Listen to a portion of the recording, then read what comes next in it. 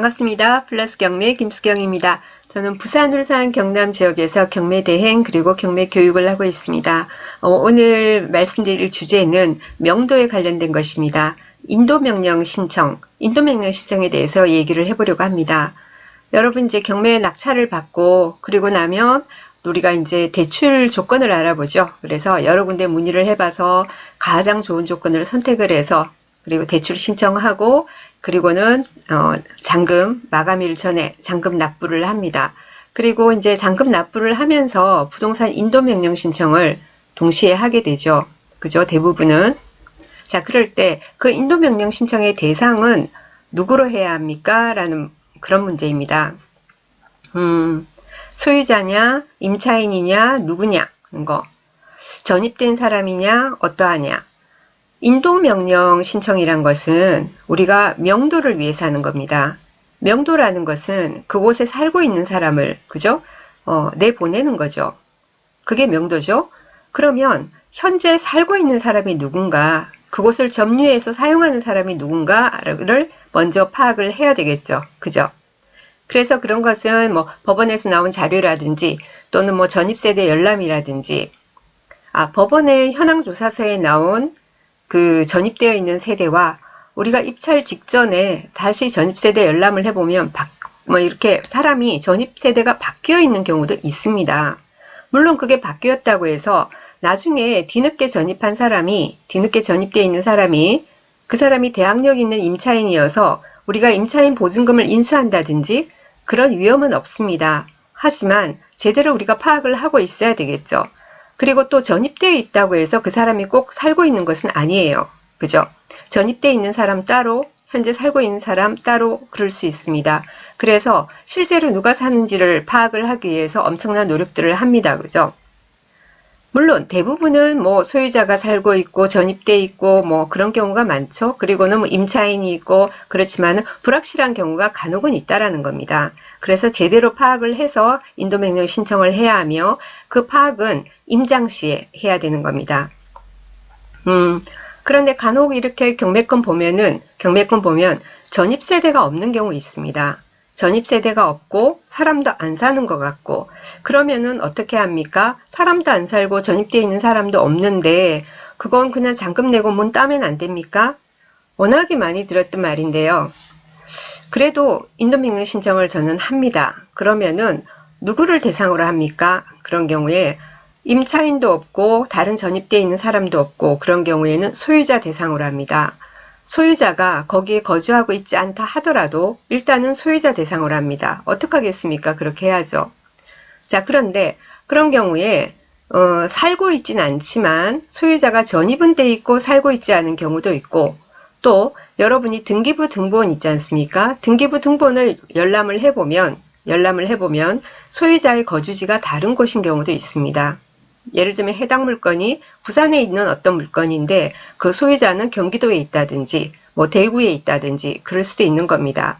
그럼 등기부 등본을 보면 그 소유자 같은 경우에 거주지가 이전이 되지 않습니까? 그럼 등기부 등본에 그게 반영이 되잖아요. 그래서 그 거주지로 이제 송달을 하게 됩니다.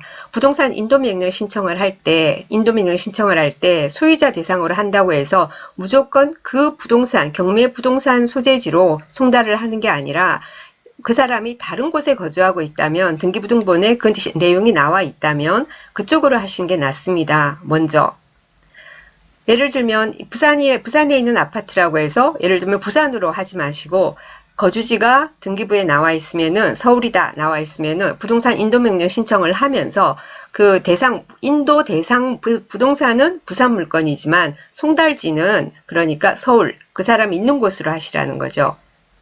자, 이 얘기를 왜 하냐면은 대부분의 이제 그 법무사 사무소에서 할 때는 그냥 형식적으로 그런 내용을 그렇게 살피지 않습니다. 권리 분석해보고 등기부 등본 열람해보고 다 해서 이거는 여기로 송달해야 되겠네. 이거는 여기로 해야 되겠네. 여기는 여기 안 사는 이걸 어떻게 하지? 이런 고민 자체를 하지 않습니다. 여러분이 요구를 하셔야 합니다. 이렇게 보니까 법무사님 뭐 이러이러하니까 사실 뭐 법무사님하고 통할 일도 별로 없죠. 그런 거는 주로 사무장들이 처리하지 않습니까? 말씀하셔야 돼요. 이거는 여기로 송달을 해주세요. 여기는 어차피 안 삽니다. 안 사니까 어차피 송달은 안 될 거고, 그래도 차선책으로 이 사람 주소지가 등기부등본에 이렇게 기재가 돼 있으니까 여기로 일단은 송달을 해주세요. 그렇게 신청을 하셔야 합니다. 그리고 또 그게 뭐 이제 막 너무 이제 그 낙찰 받고 나서 일단은 사람 안 살고 어떡하지? 일단은 뭐 만나고 연락이 돼야지 강제 집행까지 안 가고 그래도 협의를 해서 명도하는 게 제일 좋지 않습니까? 그런 경우에도 등기부등본에 뭐 전화번호는 없어도 주소지가 있으니까, 물론 그 주소지에 그 사람이 계속 살고 있는지 또 다른 데로 가버렸는지는 알 수 없지만, 일단은 저 같은 경우에는 거주지로 인도명령 신청 그 송달지로 이렇게 부탁함과 동시에 저도 역시 우편물을 보냅니다. 우편물을 뭐 낙찰받고 잔금 내지 않은 상태에서 낙찰받으면 바로 발송을 하는데요. 그 발송하면서 뭐 언제까지 비워주세요, 이거 어떻게 해요, 이게 아니라 그럼 감정상에서 연락이 되겠습니까? 좋게 그죠? 좋게 안내를 해야 되겠죠. 낙찰받은 누구누구다. 그래서 여기 안 계셔서 혹시나 해서 그쪽으로 우편물을 보낸다라고. 우편물은 2개를 보냅니다. 등기도 발송하고 일반 우편을 보냅니다. 등기 같은 경우에 사람이 안 받으면 뭐 그죠? 그 우편 집배원이 밤에 다니는 게 아니고 낮에 다니는데, 낮에 사람이 없으면 안 받는 거 아니겠습니까? 그리고 재산이 이렇게 경매에 나올 정도 같으면은 그 사람들 같은 경우에 뭐 그런 거 날라오는 게 워낙 많으니까 뭐 받겠습니까? 집안에 있어도 안 받을 수 있으니까 우편을 일단 2가지로 보냅니다. 등기 보내고, 그리고요 또 하나는 일반 우편 보내고, 이런 식으로 보냅니다. 그렇게 해서 연락이 되면 좋잖아요. 그죠? 연락이 되면은 뭐 약간의 비용을 지불을 하겠다. 그리고 안에 짐이 혹시 남아 있으면은 저희가 치워도 되겠느냐. 그렇게 해서 좋게 해결할 수 있는 방법이 나올 수 있는 거니까요. 그죠? 자, 그리고 뭐 임차인이나 또 임차인이 살고 있는 경우는 괜찮고, 그죠? 임차인 같은 경우에는 인도명령 신청해도 배당일 이전에 어차피 인도명령 결정이 안 납니다. 그리고 또 임차권 등기자, 그죠? 임차인이 살다가 어디론가 이제 임차권 등기를 해놓고 가버린 경우 있죠, 그죠? 예, 그런 경우도 여러분 낙찰받고 나서 법원에 민사신청과 가서 그 해당 사건 열람 신청해서 경매계로 가면은 임차인이나 임차권 등기권자 연락처는 거의 대부분 확보할 수 있으니까 연락해 보시면 되는 거고, 그런 경우는 굳이 인도명령 신청을 하지 않아도 됩니다. 자, 그런데 그 소유자가 그대로 거기에 전입은 돼 있고 그런데 살고 있지 않고, 그런 경우도 있지 않습니까? 근데 이제 그런 경우 같은 경우에가 이제 어떻게 합니까? 그건 어쩔 수가 없어요. 그 소유자 대상으로 그대로 해서 그 집으로 해서 안 나오지 않습니까? 아니, 송달이 안 되잖아요. 어차피 인도명령 결정문이 송달이 안 되면 경매계에서는 뭘 하냐면은 주소 보정 명령이 떨어집니다. 주소 보정 명령이란 것이 떨어지면은 그걸 받아가지고 주민센터에 가서 그 소유자의 주민등록 초본을 과거 이력부터 현재까지 나올 수 있도록 그걸 뗄 수 있거든요. 그걸 떼보면은 이 사람이 그 사이에 어디론가 다른 데 전입을 했다든지 그럴 수도 있는 거잖아요. 그래서 그 최종 변경된 주소지가 있으면은 그쪽으로 이제 발송을 해줍니다. 그런데 만약에 그대로다, 전혀 해당 경매 부동산 그대로 거기가 마지막으로 돼 있다, 그럼 어쩔 수가 없어요. 그렇다고 해서 여러분이 문 따고 막 들어가고 그러시면 안 되고요. 어쩔 수 없이 뭐 특별 송달, 공시 송달 과정을 거쳐서 경매 신청을 하는 겁니다. 집행 신청을 하는 겁니다.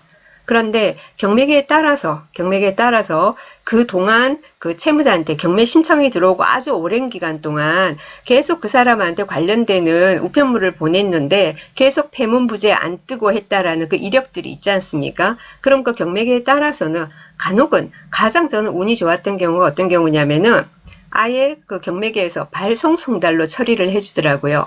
발송 송달이란 것은 법원에서 그 등기를, 그 우편물을 발송함과 동시에 송달된 걸로 간주하는 겁니다. 얼마나 좋아요, 그죠? 그러면 바로 뭐죠? 그거는 간주된 거니까 바로 그 송달 증명원과 집행 권한을 발급받아서 경매 신청을, 집행 신청을 할 수가 있는 거죠. 집행관실 가서. 그래서 특별 송달, 공시송달 이 과정을 거치는 그 기간이 이제 생략이 되는 거예요. 그래서 굉장히 앞당길 수 있었죠.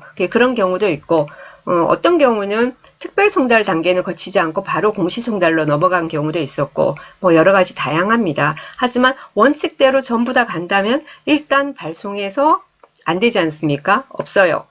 그러면은 다시 그게 우편물이 되돌아오면은 뭡니까? 주소 보정 명령 받아서 그거 다시 해보고, 그렇게 해가지고 그 다음엔 그대로 그래도 우편 그 주소지에 변동이 없으면은 특별 송달 신청하고, 그 다음 그것도 이제 송달이 안 되면은 공시송달. 공시송달은 이제 발송하고 2주가 지나면은 송달된 걸로 간주되는 거니까. 그리고 나서 이제 시효가 완성이 되면 집행신청 들어가고, 이렇게 한숨이 나올 정도로 길게 가는 겁니다. 그런데 그게 늘 다 똑같은 그런 매뉴얼대로 가는 게 아니라 사안에 따라서 그 중간 과정이 생략되고 좀 앞당겨질 수도 있으니까, 낙찰자 우리 본인들이 이제 경매에 열심히 이제 문의도 하고, 이거는 이렇게 뭐 할 수는 없을까요? 라고 하고, 그리고 관련되는 참고 자료 같은 거, 그 사람이 전혀 오랫동안 살고 있지 않다라는 거, 그런 거 뭐 관리사무소 같은 데 가서 뭐 확인서 같은 것도 하나 받아서 갖다 붙이고 막 이런 식으로 적극적으로 하면은 조금은 앞당길 수 있지 않을까라는 생각이 듭니다. 자, 그런데 또 하나의 문제는 또 뭐냐면은, 예를 들면은 우리가 계고를 갔어요. 강제집행 신청을 해서 강제집행 본집행 전에 계고를 갑니다. 집행관하고 같이 갔는데, 내가 알고 있는 사람이 아닌 나는 A라는 사람을 대상으로, 예를 들면 소유자가 A여서 소유자 대상으로 인도명령 신청하고 뭐하고 해가지고는 간 거예요. 이제 집행 신청을 하니까 집행관 계고를 간 겁니다. 그런데 문을 열었는데 그 A라는 소유자가 있는 게 아니고 전혀 모르는 B라는 사람이 나타나가지고 살고 있는 거예요. 자, 그런 경우에는 어떻게 되느냐 하면은 집행관이 계고를 못 합니다. 왜? A라는 사람을 계고하기 위해서 왔는데 B가 있으니까 못 하는 거예요, 그날. 그러면은 집행관이 할 수 있는 건 뭐냐면은 집행불능 해가지고 집행불능 조서를 작성합니다. 왜 못하는지에 대해서. 왜 못하는지에 대한 조서, 그걸 작성하기 위해서는 거기 살고 있는 B라는 사람에 대해서 그 신원 확인을 하게 됩니다. 신분증 가지고 오라고. 당신이 왜 여기 있냐고. 왜 살고 있느냐 그러면은, 나 돈 받을 게 있어서 와 있다, 이런 사람도 있어요. 저 옛날에 그런 일이 있었어요. 부산 진구 부암동에 있는 아파트인데, 엉뚱한 사람 있었어요. 엉뚱한 사람. 왜 여기 있냐 이러니까 돈 받을 게 있어서 자기가 와 있대요. 그런 경우 어떻게 하냐면은 집행관이 그러면은 일단은 알았다. 그래도 이거 기록을 해야 되니까 신분증 가져오시오 그래요. 뭐뭇 보통 그리죠. 가져오라 그래요. 이제 계속. 그렇게 해가지고는 이제 신분증을 안 가져온다. 그런 문제가 심각해지겠지만 그런 경우는 없었습니다. 신분증도 안 가져오고 무턱대고 자기 거기 있다면 저 같으면은 경찰에 신고할 것 같습니다. 저 사람 저 집에 이상한 사람 살고 있다고. 예. 자, 어쨌거나 그럼 신분증을 가지고 오면 거기 보면은 살고 있는 제3자 B의 뭡니까? 이름과 주민등록번호와 모든 게 있지 않습니까? 그 신분증 그 내용대로 그 사람 인적사항을 집행조서에 쓰거든요. 집행불능조서에 쓰거든요. 그때 나도 같이 쓰기도 하고요. 만약 내가 그때 경황이 없어가지고 그걸 나는 못 썼다. 이러면은 집행관실에 다시 찾아가가지고 집행관실에 가면은 집행조서가 있습니다. 불능조서가. 그 내용을 참고해가지고 이 사람을 대상으로 다시 부동산 인도명령을 신청합니다. 그럴 때 이 사람이 정말로 이상한 사람이다. 예, 뭔가 좀 불안하다. 뭐 그럴 것 같으면은 그때 여러분이 보통 생각하는 게 점유이정 금지 가처분, 그죠? 그런 것도 고민하시고 하는데 그거는 그 사안에 따라서 이렇게 결정해야 될 부분이라서 꼭 하십시오. 어떡하십시오라는 말씀은 제가 드리기는 조금 어렵습니다. 화면이 왜 이렇게 바뀌지? 예, 제가 건드렸나 봅니다. 그래서 부동산 인도명령 신청에 대해서 이제 꼭 해야 합니까? 하는 분들도 많이 계시는데요.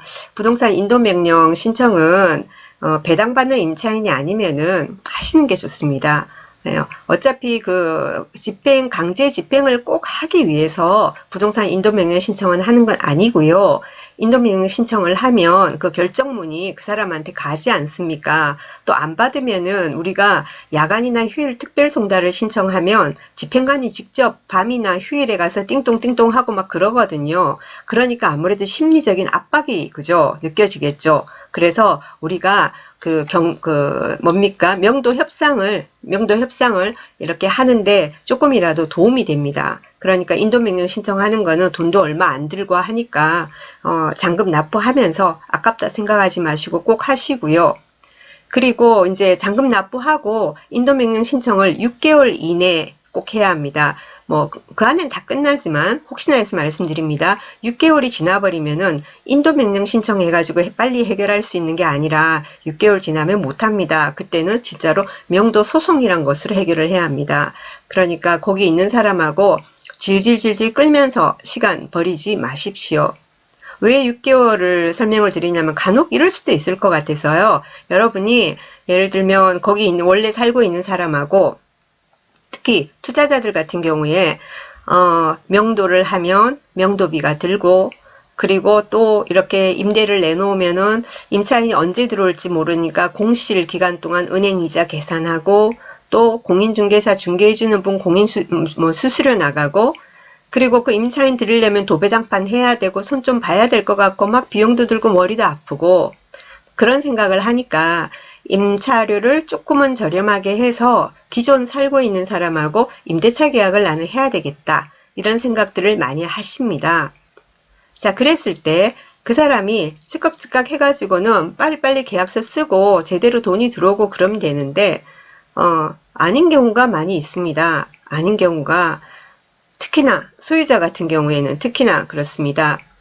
그러면 이런 조건으로 합시다 하고 다 맞춰놨어요. 야, 그러면 그 사람들도 요구할 때 그래요. 이사비 안 들고, 자기들도 계산 다 하면서 말을 합니다. 이사비 안 들고, 뭐도 안 들고 하니까 싸게 해달라. 그럼 저렴하게가 계약을 이제 하기로 했어요. 자, 그러고는 계약금 얼마 받고 언제까지 이제 나머지 보증금, 예를 들면 1,000만 원에 얼마 이렇게 하기로 했다면은 처음에 한 100만 원 하고 나머지 900만 원 언제까지 주기로 했다. 그런데 그걸 질질질 끄는 경우가 상당히 많이 있습니다. 애매모호해집니다. 그 나중에 복잡한 어떤 분쟁에 휘말릴 수 있고, 그렇게 세월 가다가 또 그런 어떤 명도 소송까지 가야 되고 하는 상황이 벌어질 수 있습니다. 그래서 기존 알고 있는 사람하고 임대차 계약을 할 때는 계약금 언제 받고 잔금을 언제 받는다가 아니라, 계약은 동시에 무조건 모든 보증금이 마련이 될 때 1,000만 원에 몇십만 원 하기로 했으면 계약금과 잔금을 받는 게 아니고 1,000만 원에 얼마에서 바로 당일날 계약하고 바로 당일날 다 끝내야 되는 겁니다. 네, 조심하시기 바랍니다. 그것 때문에 질질질 하다가 6개월 넘어가는 경우 있을 수 있습니다. 저도 들은 얘기가 있어서 말씀드리는 겁니다. 참고로 하시고요. 인도명령 신청의 대상은 반드시 거기에 거주하고 있는 사람으로 해야 하며, 거주하고 있는 사람 모를 경우에는 어떤 식으로 누구를 대상으로 어떻게 한다라는 것을 제가 좀 이렇게 두서없이 말씀드린지 모르겠지만 앞에서부터 한 2번 들어보시면은 반드시 도움이 되리라 생각합니다. 궁금하신 점, 제 설명에 미흡한 점 분명히 있을 겁니다. 궁금하신 점 있으시면 댓글 달아 놓으시면은 제가 짬나는 대로 성심껏 댓글에 대한 답을 드리도록 하겠습니다. 끝까지 들어주셔서 감사합니다. 좋아요, 구독, 알람 부탁드립니다. 감사합니다.